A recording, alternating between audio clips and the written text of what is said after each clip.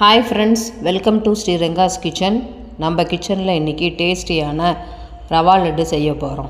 வாங்க எப்படி செய்யலாங்கிறத பார்க்கலாம். ஒரு கடாயில் 4 டேபிள் ஸ்பூன் நெய் விட்டுக்கிட்டேன்.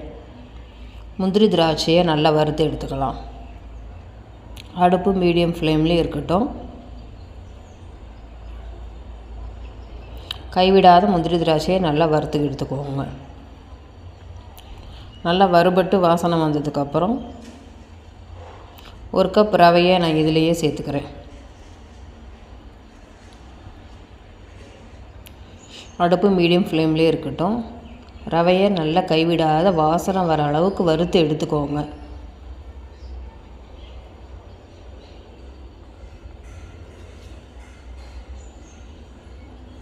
வறுபட்டு நல்லா வாசனை வந்துடுச்சு.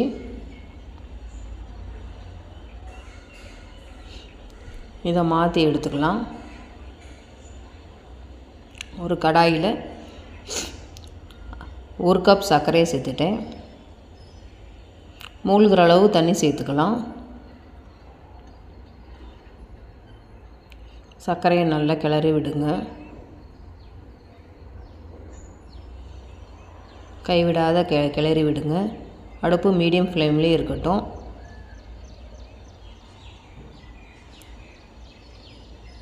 ஒரு டேபிள் ஸ்பூன் ஏலக்காய் பொடி சேர்த்துக்கோங்க.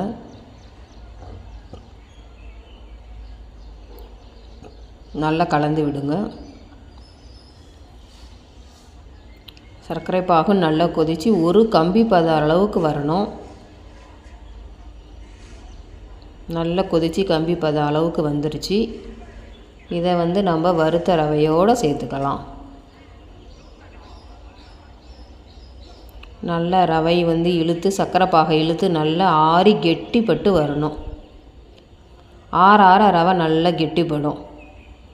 கை பொறுக்கிற சூடு அளவுக்கு வந்த உடனே ரவையை உருண்டையாக நம்ம உருட்டி எடுத்துக்கலாம். அவ்வளோதான், நம்மளுடைய உருண்டை டேஸ்ட்டாக ரெடி ஆகிடுச்சு. இந்த வீடியோ உங்களுக்கு பிடிச்சிருந்தா ப்ளீஸ் லைக் பண்ணுங்கள், ஷேர் பண்ணுங்கள், கமெண்ட் பண்ணுங்கள். பெல் ஐக்கான் ஆல் பட்டன் அழுத்துங்க.